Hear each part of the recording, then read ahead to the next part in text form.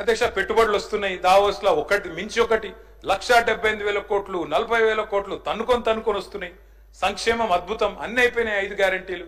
మరి ఎందుకు అధ్యక్ష ముఖ్యమంత్రి గారు 71,000 కోట్ల ఘాటా పడ్డది, ఖతమైపోయింది, మా 71,000 కోట్ల అంచనాలు తగ్గిందని గన్పూర్లో చెప్పింది, స్టేషన్ గన్పూర్లో. ఎందుకే అంటున్నా అధ్యక్ష నేను, ఓదికేమో పైసలు లేవంటారు అధ్యక్ష, ఉద్యోగులకు డిఏలకు పైసలు లేవు, 6 గ్యారెంటీలకు పైసలు లేవు, తులం బంగారంకు పైసలు లేవు.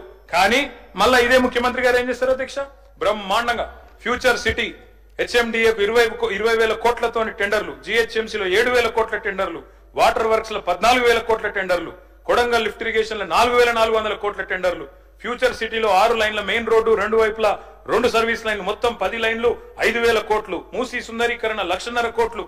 ఇన్నిటికి పైసలున్నాయి గానీ 6 గ్యారెంటీలకు పైసలు లేవు, తులం బంగారం పైసలు లేవు, మహిళలకు ఇచ్చేందుకు 2,500 లేవు. దేనికి పైసలు లేవు అధ్యక్ష? రుణమాఫీ రుణమాఫీ రుణమాఫీ. అధ్యక్ష నాకు ఒకటి అర్థం కావట్లేదు అధ్యక్ష, రుణమాఫీ అంటే నేను ముఖ్యమంత్రి గారిని సూటిగా అడుగుతున్నా అధ్యక్ష, వారిది కొడంగల్ నియోజకవర్గం, నా సిరిసిల్ల నియోజకవర్గం. అధ్యక్ష మీరు కావాలంటే ఈరోజు సభ అయిపోయింది కదా అధ్యక్ష, ఈరోజుతో రేపు మీరు ఏ టైంలో అంటే ఆ టైంలో ముఖ్యమంత్రి గారు పోదాం, కొడంగల్ పోదామా, సిరిసిల్ల పోదామా, ఈ ఊరు కూడా మీ ఇష్టం.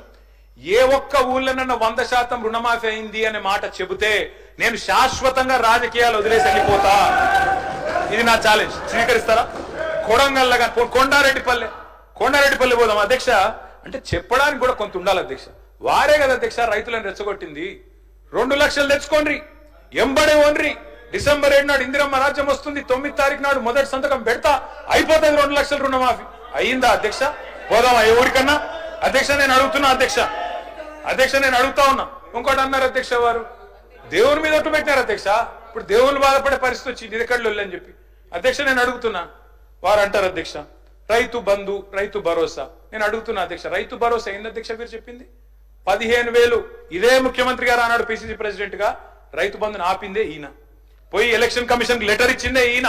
ఆ లెటర్ కాపీ ఇక్కడ ఉంది నా దగ్గర. ఇది లెటర్ కాపీ, రేవంత్ రెడ్డి గారు స్వయంగా ఇచ్చిన ఉత్తరం కాపీ ఎలక్షన్ కమిషన్ కు. ఆపిందే మీరు. మళ్ళీ మీదికెళ్ళి మేము దాచుకున్నాం, మేము ఆపినాం అని చెప్తారు. నేను పంపుతా అధ్యక్ష మీకు. అధ్యక్ష రైతు బంధు ఆపుతారు, 7,600 కోట్లు ఆపిందే వాళ్ళు. ఆపి ఏం డైలాగ్ కొట్టిన అధ్యక్ష మీరు? హరీష్ రావు ఆపుతుండు, కేసీఆర్ ఆపుతుండని చెప్పి ఆ రోజు అన్నారు అధ్యక్ష. డిసెంబర్ 3 నాడు, డిసెంబర్ 3 ముందు అయితే 5,000, డిసెంబర్ 3 తర్వాత అయితే 7,500 అని చెప్పింది ఎవరు అధ్యక్ష? 3 ముందు అయితే 5,000, 3 తారీఖు తర్వాత అయితే 7,500 అని చెప్పిందే ఈ ముఖ్యమంత్రి గారు. అధ్యక్ష ఇంకెన్ని చెప్పినారు అధ్యక్ష? ఉచిత కరెంటు కాంగ్రెస్ అట, కరెంట్ అంటేనే కాంగ్రెస్ అట, కాంగ్రెస్ అంటేనే కరెంట్ అట. ఇక్కడనే కూర్చొని ఇక్కడనే నేను ఒక్క నిమిషం తొందర పడకు రాజు, నువ్వు అవుతావు. నేనేమంటున్నా అధ్యక్ష, ఇక్కడనే నిల్చొని ముఖ్యమంత్రి గారే చెప్పిన అధ్యక్ష.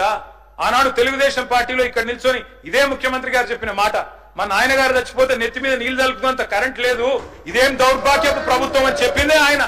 ఇవాళ కరెంట్ అంటే కాంగ్రెస్, కాంగ్రెస్ అంటే కరెంట్ అంటే బయట చూస్తలేరు అధ్యక్ష. అధ్యక్ష నేను ఇంకోటి అంటున్నా, వారు అంటున్నారు 10 నెలలనే ఇంతెందుకు అంతెందుకు అని నేను అంటున్నా అధ్యక్ష. మేం చెప్పమనమా? 100 రోజులు, 6 గ్యారెంటీలు, తొడలు కొట్టుడు, మెడలు కోసుకుంటానుడు, బాండ్ పేపర్లు, అఫిడవిట్లు, దేవుళ్ళ ముంగడ పెట్టుడు ఎవరు పెట్టిన అధ్యక్ష? 100 రోజుల్లో ఇస్తామని తులం బంగారం ఎవరు చెప్పిండ్రు అధ్యక్ష? ఎందుకు ఇస్తలేరు తులం బంగారం? ప్రజలు గోల్డ్ అనుకొని ఓటేసారు, కానీ వీళ్ళు రోల్డ్ గోల్డ్ వెళ్ళిండ్రు అధ్యక్ష. గోల్డ్ అనుకున్నారు, రోల్డ్ గోల్డ్ వెళ్ళింది. లంకె బిందెలు దొరికేదాకా కావాలన్నా అధ్యక్ష మేము? ప్రజలు ఎప్పటిదాకా ఎదురు చూడాలి? లంకె బిందెల కోసం ఆగన్నా? ఇంకా ఎంత అబద్ధం, ఎంత పచ్చి అబద్ధం అంటే అధ్యక్ష నేను అడుగుతా ఉన్నా అధ్యక్ష, ఇక్కడ మీరు చెప్పేది తప్ప, కాగ్ చెప్పేది తప్ప? రేవంత్ రెడ్డి లెక్కలు తప్ప, కాగ్ లెక్కలు తప్ప అధ్యక్ష? చెప్పాలి. రేవంత్ రెడ్డి గారు ఈరోజు చెప్పిన లెక్కలు 1,52,000 కోట్లు మిత్తి కట్టిన, అప్పులు కట్టిన, ఇది కాగ్. మీకు పంపిస్తా ముఖ్యమంత్రి గారు చూసుకోండి. కాగ్ చెప్తున్న ప్రకారం నెలకు 2,750 అసలు మిత్తి కలిపి. మరి మీరు అక్కడ జూట్ చెప్పాలని చెప్తుండాలి, ఇక్కడ అబద్ధం చెప్తుండాలి. రెండిట్లో ఏది కరెక్టో చెప్పాలి. ఆర్థిక అరాచకత్వం అన్నారు అధ్యక్ష. ఆర్థిక అరాచకత్వం నిజమైతే ఆయననే ఎందుకున్నాడు అధ్యక్ష ఆర్థిక కార్యదర్శి? మాకు 11 బడ్జెట్లకు సాయం చేసిన ఆయన, మీకు 3 బడ్జెట్లకు సాయం చేసిన ఆయన, ఆయన ఎందుకు కొనసాగిస్తున్నారు? మరి ఏది కరెక్ట్? అందుకే అంటున్న అధ్యక్ష. ఇంకోటి బోనస్, అది కూడా గొప్పగా చెప్పిన అధ్యక్ష. బోనస్ బోనస్ ఇగో అధ్యక్ష, ఇది కాంగ్రెస్ మేనిఫెస్టో. పేజ్ నెంబర్ చూసుకోండి, పేజ్ నెంబర్ 8. ఏం చెప్పిన అధ్యక్ష ఈ మేనిఫెస్టోలో? వరి ధాన్యం మద్దతు ధర 21,183. దేనిది మద్దతు ధర? ఇది దొడ్డు వడ్లది. 21,183 అంటే దొడ్డు వడ్లు. దొడ్డు వడ్లకు మీరేం చెప్పారు? 500 కలిపి 2,683 ఇస్తామని చెప్పారు. ఇచ్చిండ్రా? మీరేం చెప్పిన? మొక్కజొన్న 1,670 కలిపి 2,200. అధ్యక్ష ఆయన ఏమైనా స్వాతంత్రోద్యమం చేసి జైలుకు పోయింది అధ్యక్ష? ఏం చేసిపోయింది అధ్యక్ష జైలుకి? ఆయన ఏదో పెద్ద సానుభూతి, మేము పోలేదా జైలుకి? వరంగల్ జైలుకి నేను కూడా పోయిన తెలంగాణ ఉద్యమంలో. ఎస్ ఉన్నాం, అక్కడ బరాబర్ ఉన్నాం. మీరెందుకు పోయినరంటే నేను అడుగుతున్నా ఈరోజు. ఎస్ మీ ఇంటికి ఇవ్వాలని జూబ్లీ హిల్స్ ప్యాలెస్ మీదకి ప్రైవేట్ డ్రోన్ పంపితే ఊకుంటావా? అక్కడ నీ బిడ్డనో నీ వైఫో ఉంటే వాళ్ళని ఇష్టం ఉన్నట్టు ఫోటోలు తీస్తే ఊకుంటావా? ఎవరి ఇళ్లలో పడతా వాళ్ళ ఇళ్ళ దొరబడతా, నా ఇష్టం ఉన్నట్టు చేస్తా, అరాచకం చేస్తా అంటే ఊకుంటారా అధ్యక్ష? ఇది పద్ధతేనా అధ్యక్ష? అంటే మీ కాడికి వచ్చేవరకే కుటుంబాలు, మీ కాడి కొరకు వచ్చేవరకే భార్య పిల్లలు, వేరే వాళ్ళకి లేరా అధ్యక్ష భార్య పిల్లలు?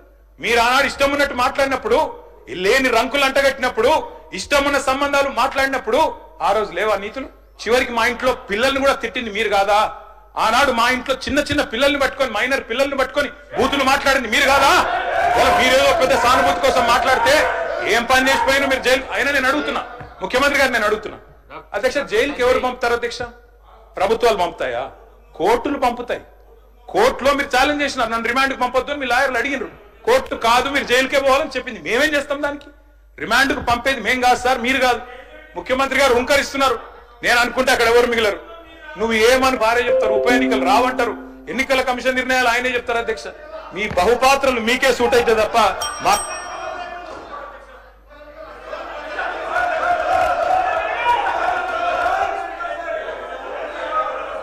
సార్. స్పీకర్ సార్, మీరు చెప్పారు ఇన్ని పేర్లు చెప్పారు ప్రాజెక్టులు. నాగార్జున సాగర్, శ్రీశైలం, మంజీరా, మొత్తం కాంగ్రెస్ కట్టిన ప్రాజెక్టుల లిస్ట్ అని చెప్పారు. నేను అడుగుతా ఉన్నది. ఎస్ నిజం, ఎస్ నేను కాదనలేదు కదా.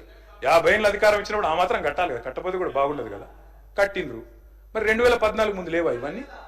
2014 ముందు వానలు పడలేదా? 2014 ముందు ఈ ప్రాజెక్టులు లేవా? మరి అప్పుడు ఎందుకు వండలేదు పంటలు? ఎందుకో కేసీఆర్ ప్రభుత్వం వచ్చినాకనే వండినాయి. ఇవాళ ఎట్లా మాట్లాడతారండి? సూర్యాపేట జిల్లాలో రేవంత్ రెడ్డి గారు, సూర్యాపేట జిల్లాలో దయచేసి మీరు వినాలేదు. రేవంత్ రెడ్డి గారు నేను ఒక మాట అంటాను. మీరు నేను చెన్నై మీటింగ్కి పోయాను. అక్కడ మీరు ప్రతిపాదన పెట్టిండ్రు. పెడితే నేను మీ పార్టీని కాదు, మీరు నేను ఇక్కడ ఉప్పు నిప్పులకి కొట్లాడుకుంటాను. ఆడ పోయినాక నేను మిమ్మల్ని గౌరవించి మా ముఖ్యమంత్రి గారు చెప్పిన మాట కరెక్టు, 33% కాదు 36% ఇయ్యొచ్చు అని చెప్పిన. ఎందుకంటే నాకు ఆ సంస్కారం ఉంది. హద్దులు దాటినాక, సరిహద్దులు దాటినాక నువ్వు మా ముఖ్యమంత్రి కాబట్టి నేను కాపాడాలి, నేను గౌరవించాలి, నీకు డిఫెండ్ చేయాలి, అది నా బాధ్యత. కానీ ఇక్కడికి వచ్చిన తర్వాత కూడా మీరు ముఖ్యమంత్రి పదవిలో కూర్చున్న తర్వాత కూడా గంత ఫ్రస్ట్రేషన్, గని రంకెలేస్తే కుదరదు. ప్రతిపక్షాల మీద మాటలతో డైలాగులు దాడి చేస్తా, పంచ్ డైలాగులతో దాడి చేస్తా కుదరదు. పరిపాలన అంటే పంచ్ డైలాగులు కాదు. పరిపాలన అంటే ఇప్పుడు మీరు చెప్పిన కష్టాలన్నీ ఉంటాయి. పరిపాలన అంటే ఇప్పుడు మేము 2014లో మేము కూడా ఆడికి వచ్చినాడు. ఇవన్నీ కష్టాలతోనే మేము కూడా స్టార్ట్ చేసినాం. మెల్లమెల్లగా ఒక్కొక్కటి సెట్ చేసుకుంటేనే వీడి దాకా వచ్చినాం. I wish you the best Revanth Reddy గారు. కానీ దయచేసి మీరు అన్నారు కదా కక్ష సాధింపు లేదు. కక్ష సాధింపు లేకపోతే నేను అడుగుతున్నా అధ్యక్ష, ఎందుకు రద్దు చేసినారు అధ్యక్ష? మేము తెచ్చిన పథకాలను, మేము తెచ్చిన ప్రాజెక్టులను. అప్పటికే ఎయిర్పోర్ట్ మెట్రో టెండర్ అయిపోయింది. రేవంత్ రెడ్డి గారికి ఒకటే కోపం ఏంటంటే వీళ్ళు తెచ్చిరు, నేను రద్దు చేయాలి. చేసి పారేసిండు. ఓకే, నో ప్రాబ్లం, ప్రభుత్వం మీది, మీ ఇష్టం. ఫార్మా సిటీ రద్దన్నారు, ఫార్మా విలేజ్లు ముద్దన్నారు. ఏమైంది అధ్యక్ష? మీ సొంత నియోజకవర్గం రేవంత్ రెడ్డి గారు కొడంగల్ ఏం జరిగింది? ఈ రోజు నేను అడుగుతా ఉన్నా అధ్యక్ష, ముఖ్యమంత్రి గారు తప్పు కాదు, ఆయన బిజీగా ఉంటాడు సహజంగానే. ముఖ్యమంత్రి అంటే ఆయనకు నిజంగా కూడా 18 గంటలు కాదు 24 గంటలు పని చేసినా కావాల్సినంత పని ఉంటుంది. కానీ ఏం జరిగింది రేవంత్ రెడ్డి గారు? మీకు మరి లగచర్లలో ఒకటి పెట్టాలనుకున్నప్పుడు ఏం చేయాలా? మీరో, మీ బ్రదరో, లేకపోతే మీ నాయకులో అందరు కలిసి కాన్ఫిడెన్స్ లో తీసుకొని వాళ్ళను అట్లా కాదు ఇట్లా అని ఒప్పించి మంచి జరుగుతుంది మనకని చెప్పి ఒప్పించి చేయాలి. కానీ మీరేం చేసిండ్రు? వాళ్ళు ధర్నాలు చేస్తే పట్టించుకోవాలి, రాస్తారోకలు చేస్తే పట్టించుకోవాలి. 9 నెలలు అక్కడ టెంట్ పడితే పోయినోళ్ళు లేరు, అడిగినోళ్ళు లేరు. ఆఖరికి అధికారులు పోతే లొల్లయింది. ఆ లొల్లిని మాకంట కట్టి మేమేదో చేసినామంటే నేను రేవంత్ రెడ్డి గారికి విజ్ఞప్తి చేస్తున్నా, మీరు